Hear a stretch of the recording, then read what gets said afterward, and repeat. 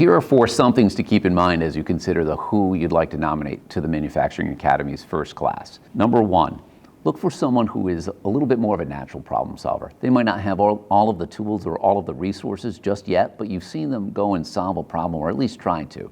That's the kind of person you should be looking for. The second is someone who's a shop floor entrepreneur.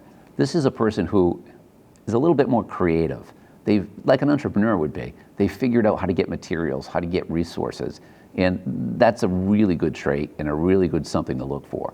Number 3, someone who, look, I mean, folks have been asking us, how long does the person have to have been with our firm? It's important that they logged some hours with the firm, but it might just be 6 months. Could be 6 years, could be 16 months, but it's not a new employee.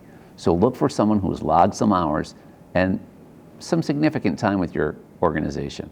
Number 4, really critical when you think about this, the future state of this nominee, is do you see this person being an informal or formal leader by way of influencing how other people learn, perceive problems, and work together on the shop floor? If you can see this person start to model how to be on that shop floor, that's a good something to check the box for as you consider the who you'll be nominating to the first classes at the BIC's Manufacturing Academy.